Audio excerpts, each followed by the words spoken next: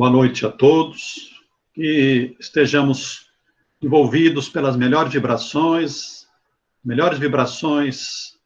de paz, que os bons espíritos estejam conosco mesmo, para que a gente possa refletir melhor sobre o tema de hoje, obsessão, que é muito importante na nossa vida, mas que a muitas pessoas não parece relevante, não se dão conta.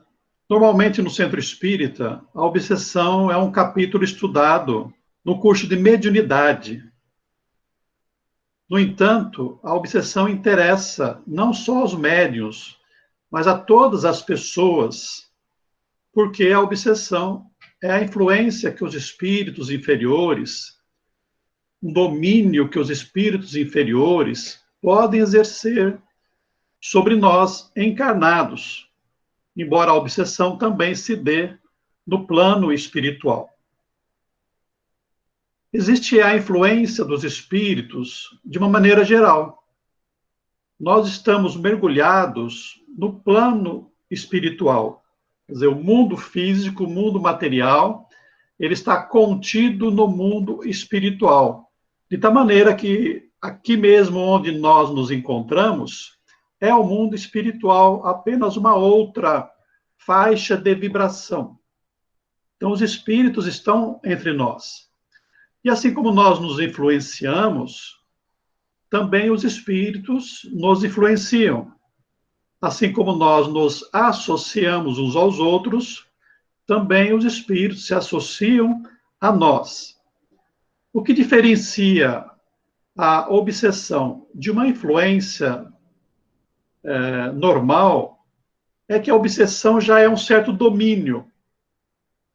O espírito passa a exercer um certo controle, um certo domínio sobre o encarnado.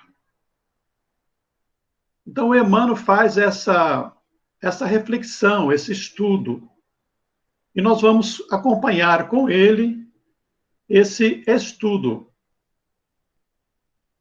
E ele diz: observando-se a mediunidade como sintonia, a obsessão é o equilíbrio de forças inferiores, retratando-se entre si. Percebamos que são forças inferiores, porque vai ter a ver com a sintonia.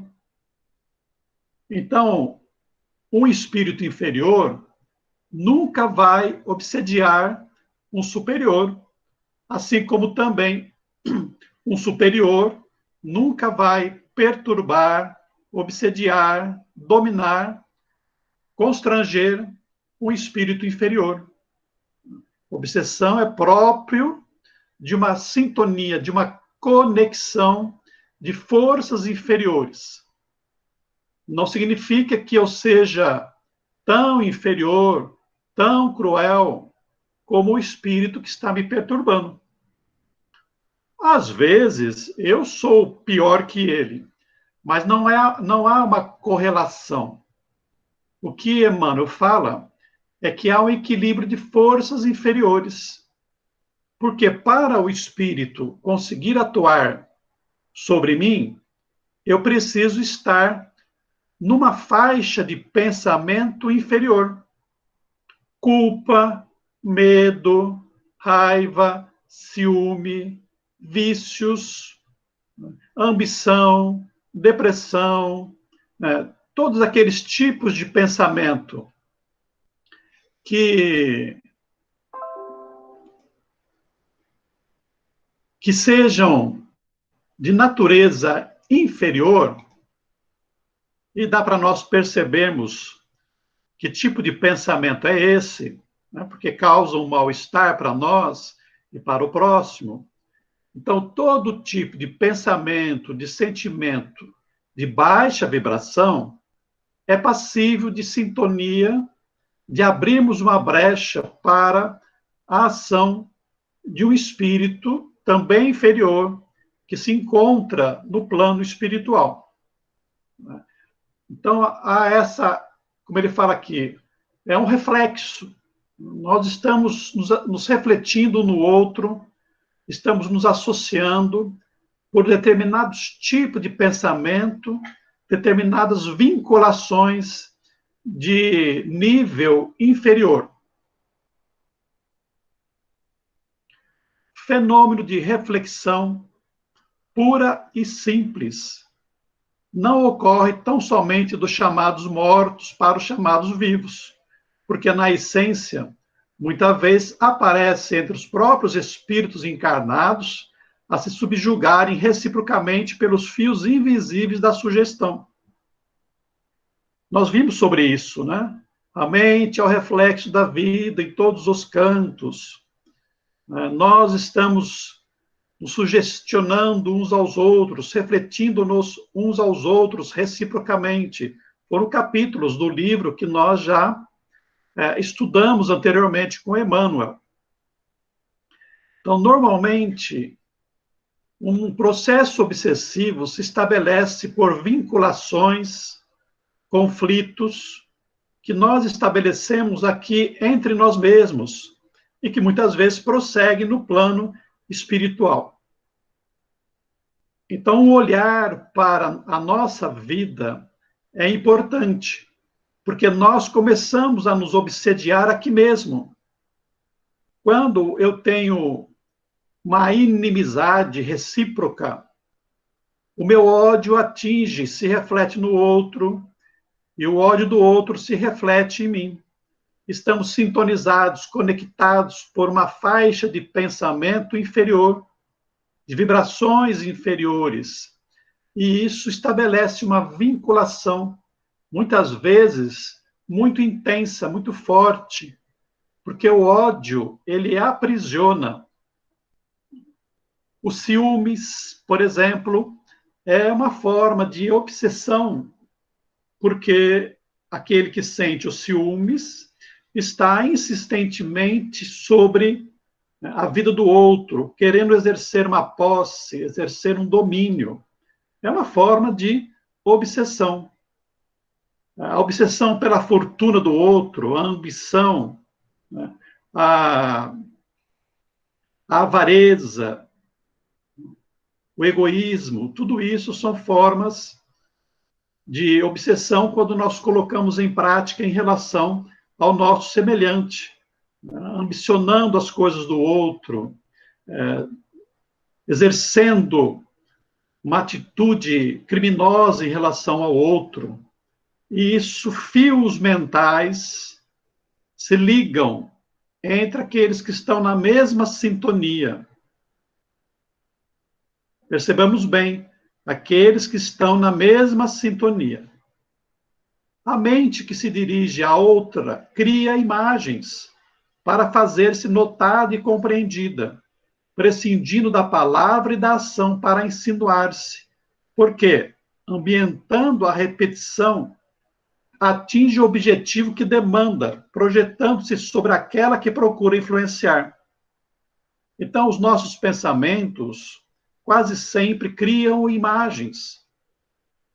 E essas imagens, de tão repetidas que se tornam, acabam criando formas pensamento e que se dirigem ao alvo dos nossos pensamentos, dos nossos propósitos, do nosso desejo central. Então, imaginemos aí, se eu tenho um ciúme danado de alguém, uma inveja muito forte de alguém, o meu pensamento vai se formar na psicosfera minha e também na psicosfera do outro, se ele estiver sintonizado comigo. E essas formas de pensamento, elas são carregadas de fluidos vitais, ou seja, elas se alimentam dos meus fluidos, e se o outro se conecta comigo, também com os fluidos vitais do outro. E os pensamentos passam a se refletir um no outro, passam a se conjugar um no outro. Então, é por isso que, quando eu estou numa vinculação de ódio, de inimizade, eu estou sempre mentalizando o outro, tendo a imagem dele na minha mente, Essa imagem pode ser do ato que ele me fez mal, ou de que eu fiz mal para ele, porque nós estamos pensando nessas imagens, nos recordando delas. E então, elas estão presentes na nossa mente, né? A mente que se dirige a outra cria imagens.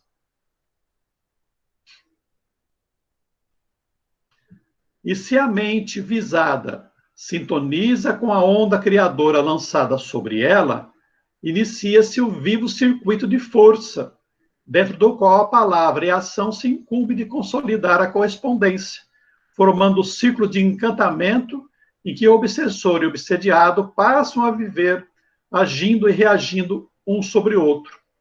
Então, o obsessor, ele age em relação ao encarnado na condição de um hipnotizador.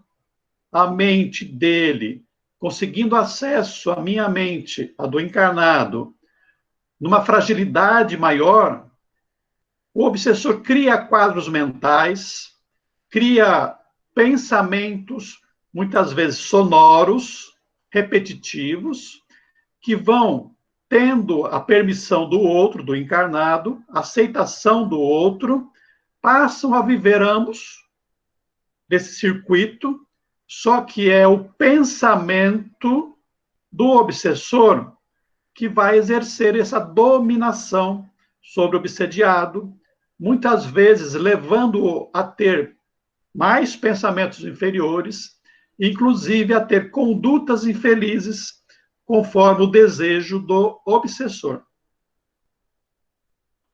Não há, por isso, obsessão unilateral. O espírito vem com o plugue e nós somos a tomada onde ele vai se conectar. Sempre assim. A porta aberta, a janela aberta, por onde o espírito, com seus pensamentos, as suas imagens, as suas palavras, vão entrar. Toda a ocorrência desta espécie se nutre à base de intercâmbio mais ou menos completo. Quanto mais sustentadas as imagens inferiores de um espírito para outro, em regime de permuta constante, mais profundo o poder da obsessão, de vez que se afastam da justa realidade para o circuito da sombra em que se entregam a mútuo fascínio. Então, quanto mais intenso for o pensamento do obsessor, quanto mais eu me vincular a ele, quanto mais eu me deixar ser dominado por ele, pior vai ser a minha situação. Maior sombra eu vou estar vivendo no processo de obsessão. Muitas vezes há uma vinculação simultânea, recíproca, por vontade recíproca. Ele me odeia e eu o odeio também. Nem sempre ele me odeia e eu estou numa condição de vítima, embora por ter dado causa no meu passado. Hoje já estou numa outra faixa, já não faço mais o mal, mas estou colhendo fruto, o resultado daquilo que eu fiz de mal no passado. Então, embora eu não esteja persistindo nas condutas inferiores do passado, mas estou colhendo a inimizade, o ódio de alguém que eu prejudiquei de alguma maneira. Então, nós passamos a viver nessa permuta aí, muitas vezes, né? E o espírito inferior, ele mantém o pensamento repetitivo, que é para poder continuar exercendo a dominação. Por isso que é importante nós estarmos atentos aos nossos pensamentos, não permitindo que pensamentos inferiores, de ódio, raiva, de tristeza, de ciúmes, de inveja, permaneçam na nossa mente. Podemos tê-los, né? Mas não permanecer com eles. É normal nós termos pensamentos inferiores. O nosso passado ainda é de sombras, é de enganos, é de vícios, de hábitos infelizes. Então, rotineiramente, costumeiramente, nós temos pensamentos inferiores. Mas para mudar a nossa maneira de pensar, temos que coibir, temos que impedir que esses pensamentos se tornem presentes constantemente no nosso dia a dia. Porque é por isso que nós vamos acabar cedendo à ação dos espíritos. A exemplo de um disco comum, onde foram gravados sons para repetição à vontade, a mente obsediada arquiva ordens e avisos do obsessor, especialmente durante o sono, quando liberamos os próprios reflexos da consciência de liminar, os quais a pessoa obsessa atende de modo quase automático qual o instrumento passivo da experiência magnética no cumprimento de sugestões pós-hipnóticas. Então, como é que o espírito consegue atuar sobre nós? Ele vai repetindo constantemente uma ordem mental. Então, eu tenho uma tristeza, eu tenho uma baixa autoestima, ele fica alimentando. Ninguém te ama, ninguém gosta de você, você realmente não sabe fazer nada, você não é útil, você é um pobre coitado. Porque ele fica querendo alimentar a nossa baixa autoestima, que é para poder conseguir exercer esse domínio sobre nós. Então, como diz o Emmanuel, é um disco de repetição. E, inclusive, existem informações da espiritualidade de que eles se utilizam de chips. A própria espiritualidade inferior também avança. Ao invés do espírito ficar ali, verbalmente, repetindo, o que eles fazem? Eles acabaram criando um chip eletromagnético com a gravação de uma voz que é implantado no cérebro perispiritual. Então, fica ali repetindo aquela informação. E hoje nós sabemos que já é possível isso acontecer no nosso cérebro físico, com chips materiais, né? Dispositivos para agir de uma maneira ou de outra maneira. Então, por isso que nós falamos que é importante não ficar deixando que os pensamentos negativos tomem conta de nós. Quanto mais nos rendamos a essa ou aquela ideia, no íntimo, né, na intimidade de nós mesmos, com maior força nos convertemos nela a expressar-lhe os desígnios. Então, no caso aqui, ou o espírito alimenta a nossa ideia, por exemplo, eu vou matar alguém, uma ideia que surgiu na nossa intimidade. O espírito obsessor passa a alimentar, estimular esse pensamento, essa ideia, porque, obviamente, numa tentativa de matar alguém, eu posso morrer, ou matando alguém, eu estou criando uma responsabilidade, posso ser preso, posso ir para a cadeia, me prejudicando de uma maneira muito grave. Então, quando o espírito, né, insiste num pensamento que está na nossa intimidade, ou é criado por ele, né, e nós aceitamos isso, quanto mais eu me entrego ao pensamento inferior, seja nosso, ou seja, do espírito obsessor, né, mais eu vou me fortalecer para realizar aquilo que eu estou desejando. Por isso que é preciso tomar cuidado com aquilo que nós desejamos.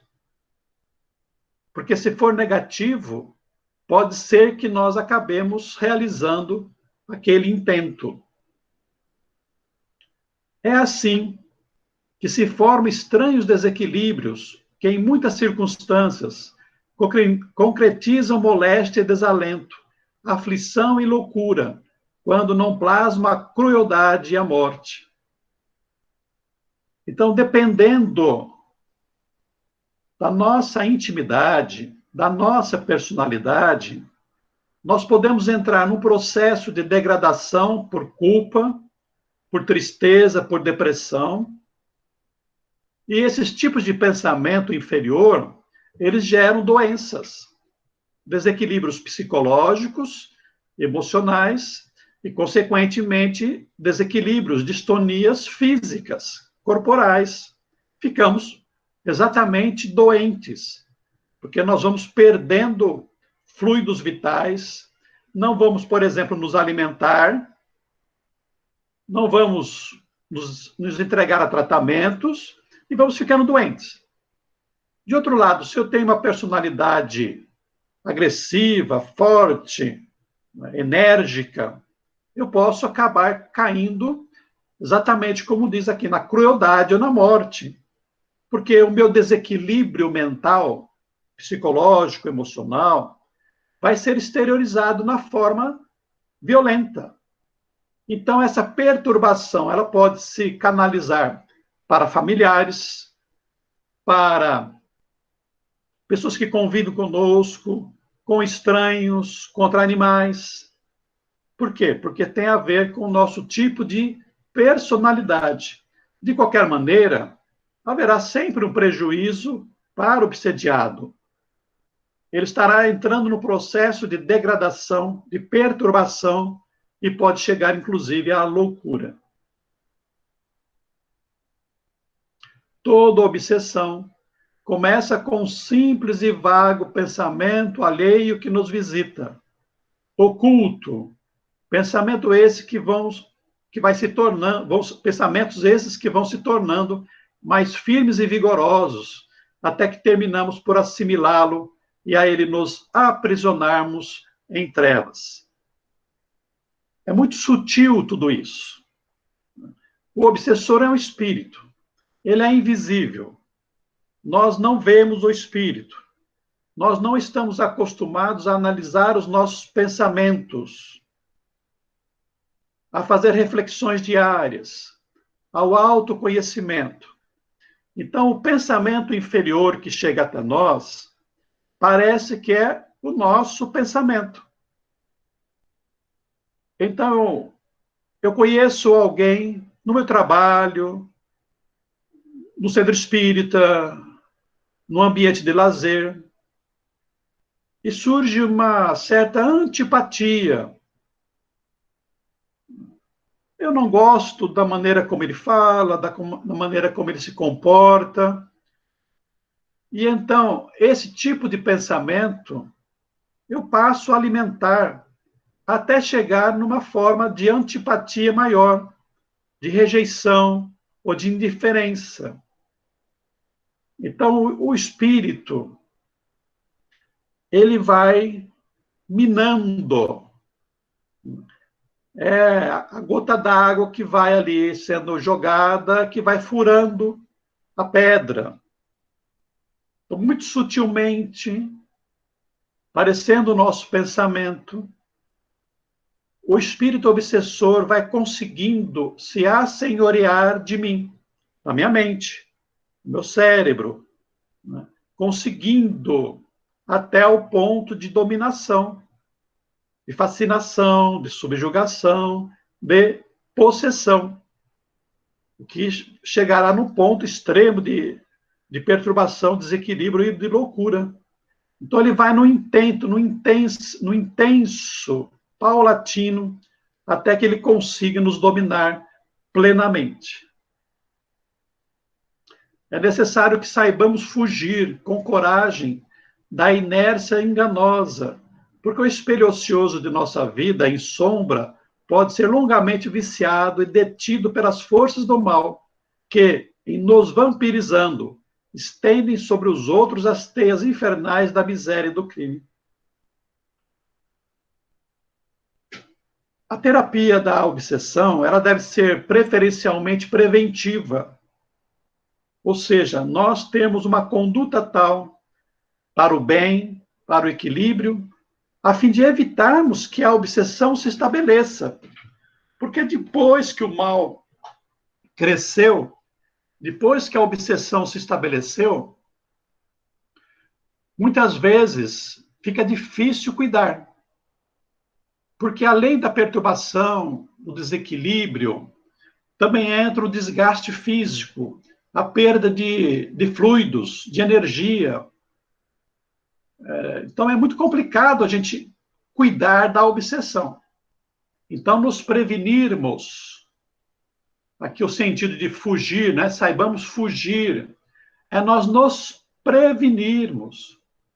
Então, quando nós nos entregamos à ociosidade, a comportamentos, a atividades infelizes, de baixa vibração, perniciosas, nós estamos dando abertura para a ação espiritual. Estamos nos viciando na sombra. Então, a orientação da doutrina espírita e do evangelho é para que nós possamos nos prevenir pela oração, pelo bom pensamento, pelas obras no bem, pela leitura elevada, pelos exercícios. Tudo isso nos ajuda a evitar a ação inferior do espírito. Então, sugere Emmanuel dedicar-se ao estudo elevado e consagrar-se em paz ao serviço incessante do bem é a fórmula ideal para libertar-se de todas as algemas, pois assim refletiremos sempre a esfera superior, avançando por fim da cegueira mental para a divina luz da divina visão. Então vamos recordar que a obsessão só se estabelece porque nós também, de uma forma ou outra, nos viciamos em forças, em pensamentos, em atitudes inferiores, mais ou menos. E que é preciso interromper esse fluxo, através ainda de um estudo elevado e do trabalho incessante no bem, porque dessa maneira nós estaremos nos ligando com os espíritos superiores, os espíritos bons, e eles naturalmente vão nos proteger. E nós também, pela nossa conduta, estaremos nos autoprotegendo, fazendo luz interior, fazendo luz perispiritual, né? Ampliando a nossa aura de luz. Conta-se que o Chico Xavier estava tratando de uma senhora que tinha perturbações espirituais. E o Chico foi orientado a que dissesse àquela senhora para trabalhar. Ela era costureira. E então o Chico falou para ela: se você quiser se libertar dessas influências inferiores, trabalhe constantemente, trabalhe para o bem. E ela, então, aceitou aquela orientação do Chico Xavier e passou a trabalhar diariamente, constantemente, concentrando a mente dela ali no trabalho, de tal maneira que todas as vezes que chegava um espírito inferior, ou espíritos inferiores, que queriam acessar a mente dela para influenciá-la, a mente estava fechada, estava iluminada pelo trabalho que ela realizava ali, concentrada, né, em fazer roupinhas para crianças necessitadas, para pessoas necessitadas. Então, foi o trabalho do bem que ajudou a libertar-se dos espíritos que a perseguiam espiritualmente. Embora as regras, né, as orientações para nós nos libertarmos sejam fáceis, nós reconhecemos que colocar em prática é bastante difícil, por falta do nosso hábito. Nós não estamos acostumados a alimentar pensamentos bons. Pelo contrário, dada a nossa história do passado pretérito, nós temos uma tendência a conservar os nossos pensamentos nas faixas inferiores. Então, se alguém fala uma palavra indelicada para nós, a nossa tendência é ficar contrariados, a ficar chateados, magoados, ressentidos, e nós ficamos alimentando aquilo.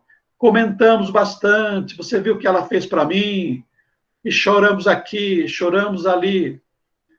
Então, a gente precisa mudar a nossa maneira de viver. E é um processo difícil, porque requer esforço, disciplina, persistência, né, perseverança.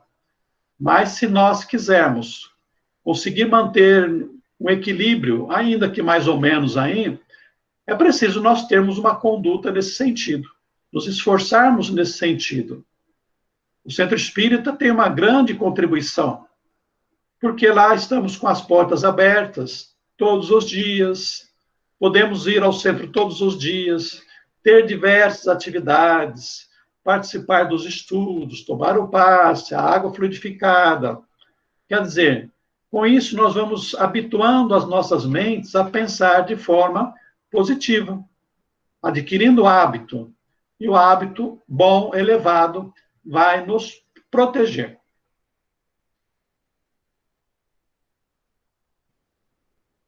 Encerramos aí a nossa apresentação e estamos abertos para os comentários e eventuais perguntas. Donizete. Oi, Silvia. É uma boa conduta você dialogar com um suposto obsessor? Ou seria melhor você cansá-lo pelas suas boas atitudes? Silvia, nós consideramos que o melhor é isso que você falou de cansarmos pelas nossas boas atitudes. Porque os espíritos inferiores, eles têm uma vantagem sobre nós. Eles nos conhecem, eles nos acompanham, nós não os vemos, sabe os nossos pontos fracos. Então, é muito provavelmente, se nós formos estabelecer um debate com ele, nós vamos perder. Porque eles não vão desistir de nós. Eles não acreditam em nós. Eles nos consideram inimigos. Eles, as vítimas. Então, se nós formos querer estabelecer um diálogo e sem ter conhecimento de causa, é bem provável que eles acabem ganhando ou nosso diálogo seja infrutífero. Então, o melhor mesmo é nós perseverarmos no bem, sairmos da faixa, porque aí, quando nós elevamos, nós nos ligamos com os bons espíritos, e os bons espíritos naturalmente vão atender o obsessor. Correto. Donizete, uma outra pergunta. Você pode obsediar entre encarnados, espíritos encarnados, uma pessoa que você não conhece, assim, nada pessoal, o exemplo, tá? Mas eu digo assim, eu não gosto da esposa do Edson porque ela não deixa o Edson vir aqui mais vezes no centro. A pessoa não me conhece, mas ela não gosta da esposa do Edson porque ela não deixa o Edson fazer tal coisa. Existe essa ligação mesmo sem você conhecer a pessoa? É bem difícil, viu, Silvia? Porque para isso você teria que estar conectada de alguma maneira com ela. Porque se você não a conhece, não sabe disso, você não vai se ligar mentalmente a ela. Então, o que pode acontecer é essa pessoa endereçar a você pensamentos inferiores, mas que vão se perder, porque você não se conectou com ela. Agora, imaginemos o seguinte: você é uma pessoa ciumenta, você é uma pessoa que não quer que o Edson vá ao centro, que você fica implicando com ele. Então, você está vibrando numa faixa inferior.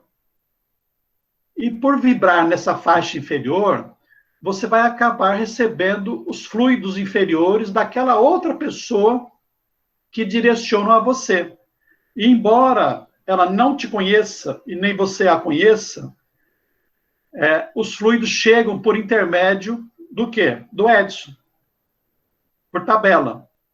Ah, correto. Porque ele está na sua psicosfera, né? Está na sua casa.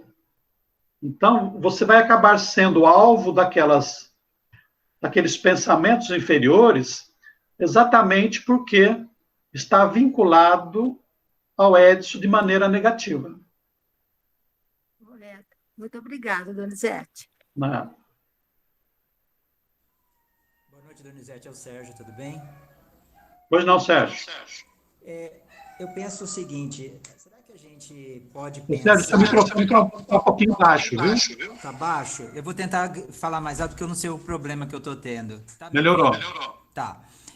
Será que a gente pode pensar em obsessão coletiva também? Eu falo isso porque parece que tempos em tempos, uma comunidade, um país, sei lá o quê, parece que fica uns pensamentos estranhos, que leva a certas atitudes até coletivas, né? Parece que o pensamento se volta todo mundo para aquilo.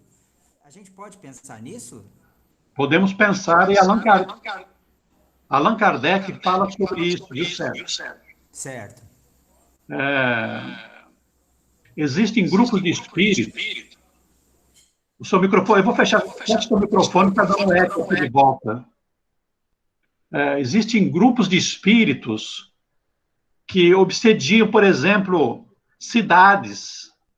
Na época de Kardec, ele fala sobre vilas, né, bairros, com o propósito de realmente perturbar aquelas pessoas, aquelas famílias que ali se encontram.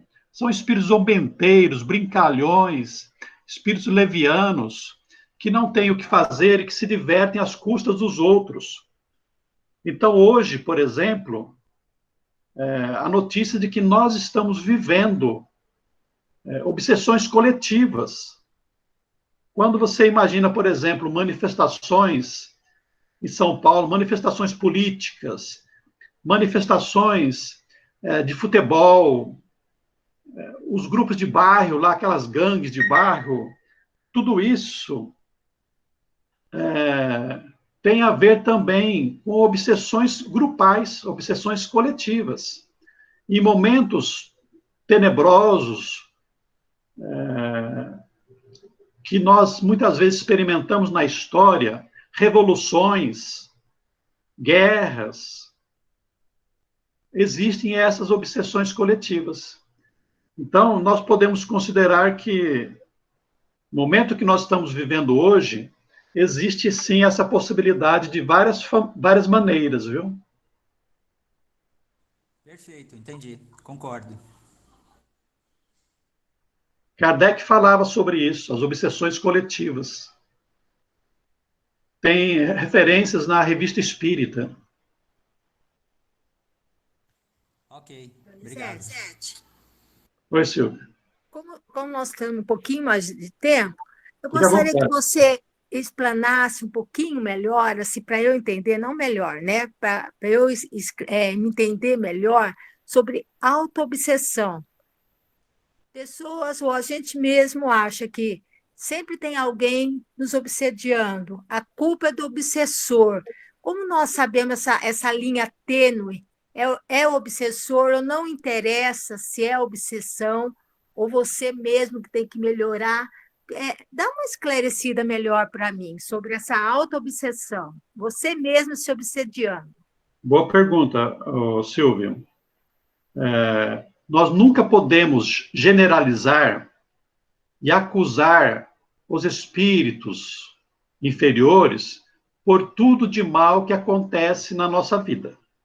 Primeira coisa, é possível a influência inferior dos espíritos na nossa vida? Sim, é possível. Mas não significa que tudo que nos acontece é culpa deles. E às vezes no meio espírita a gente vê isso, né? Um certo fanatismo. Ah, eu caí, foi culpa do espírito. Ah, eu perdi o emprego, foi culpa de obsessão. Ah, a família se separou, isso aí foi alguma ação obsessiva. Não podemos fazer isso, porque grande parte tem a ver exatamente com a nossa conduta. Imprudente, negligente, ambiciosa, raivosa, agressiva. A nossa personalidade. Aliás, todo processo obsessivo começa com a abertura inferior que nós damos. E o que é a auto-obsessão? É quando eu fico alimentando o meu próprio pensamento negativo. Um exemplo comum é o ciúme, é a inveja. Muitas vezes eu fico achando que o outro quer tomar o meu lugar lá no emprego, E eu fico pensando nisso. Na verdade, às vezes, é a minha baixa autoestima. O outro é trabalhador, o outro é esforçado, dedicado, inteligente. Não é ele que está querendo tomar o meu lugar. Sou eu que estou perdendo o meu lugar pela minha incapacidade. E eu fico achando que é o outro que quer me prejudicar. Então, alimento esse pensamento pela vaidade, pelo orgulho, pela baixa autoestima, e vou gerando um círculo vicioso em mim mesmo. Meu pensamento, porque Emmanuel fala que os nossos pensamentos, eles se tornam entidades autônomas na nossa mente. E eu fiquei pensando sobre isso, é muito interessante. Como é que nós podemos identificar que o pensamento se tornou uma entidade independente na nossa mente? É como um vírus que fica rodando no computador. Por quê? Porque você está lá, tendo uma vida normal, de repente aparece um pensamento de algo que aconteceu no passado. Puxa, mas eu nem estava pensando naquilo. Como é que surgiu novamente essa lembrança? É porque é algo que não foi bem resolvido. Então, é um pensamento que não foi neutralizado pelo bem, pelo amor, pelo perdão, pela compreensão. Então, de vez em quando, aquela onda mental que está rodando na nossa mente, ela surge, que é para a gente tentar resolver. Ela está lá, né? Dizendo, eu estou aqui, você não me resolveu ainda, vem cá me resolver. Então, o pensamento repetitivo gera uma auto-obsessão. Quando eu estou pensando muito numa coisa, esse pensamento repetitivo vai me levar a essa auto-obsessão, sem contar que também poderá se tornar uma obsessão externa.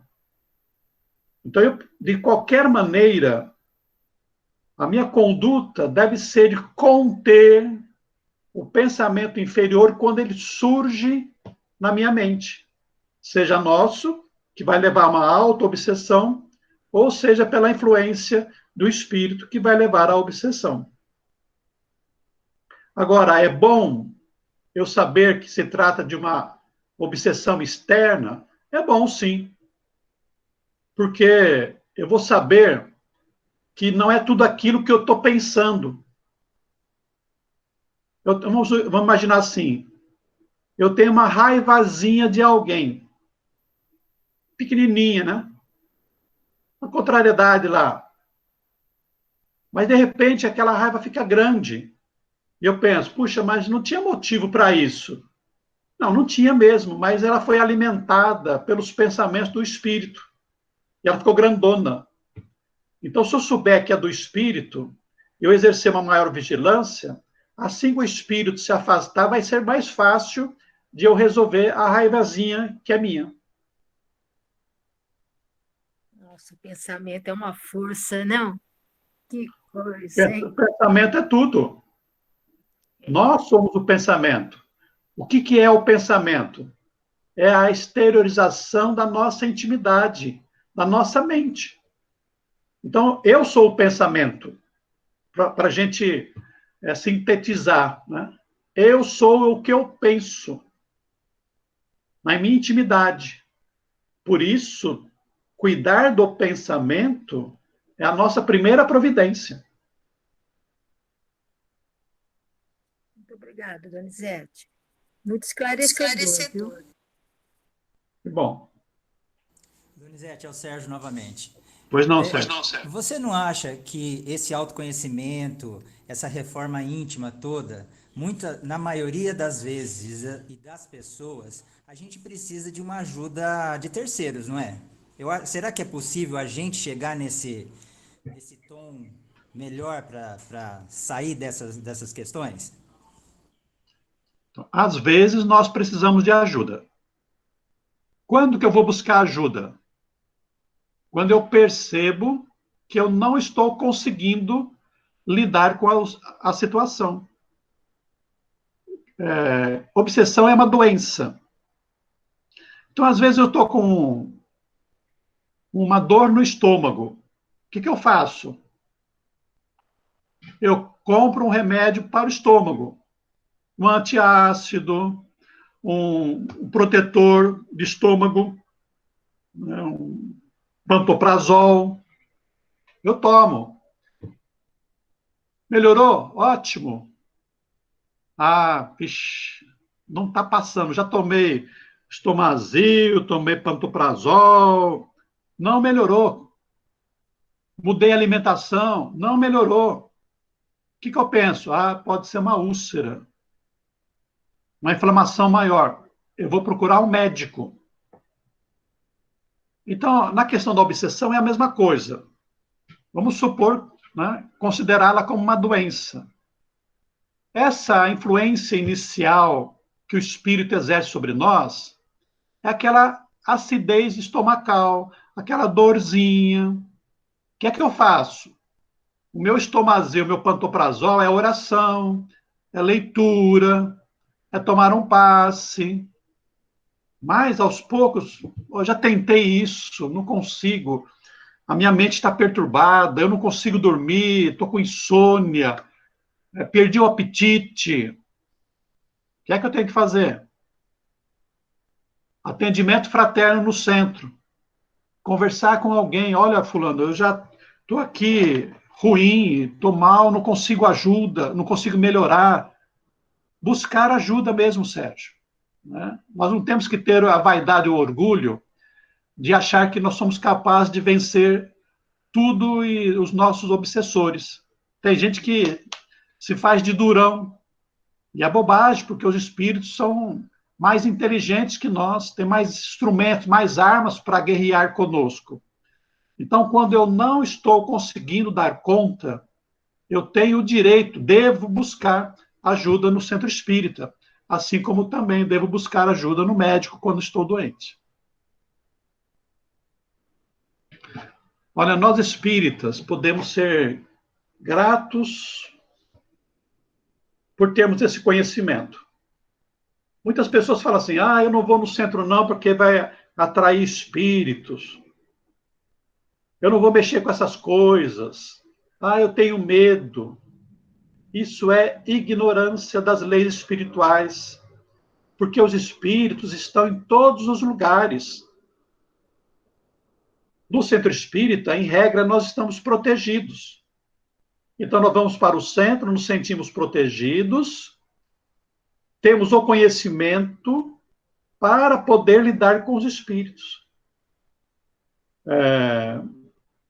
No livro Missionários da Luz, o André Luiz fala sobre os médios que estavam no centro, que estavam ali recebendo ajuda, mas que quando saíam da reunião, iam para suas casas, eram esperados pelos espíritos obsessores.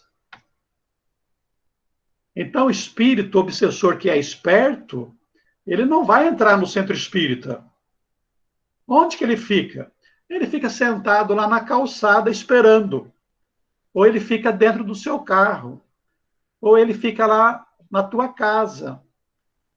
Aí o espírito fala assim, ele vai lá no centro? Não tem importância não. Eu vou esperar ele aqui na volta. Fico assistindo televisão. O espírito pode assistir televisão. Né? Fica lá, esperando. Dormindo na sua cama. Porque você abriu, escancarou a sua casa para que esse espírito inferior lá penetre.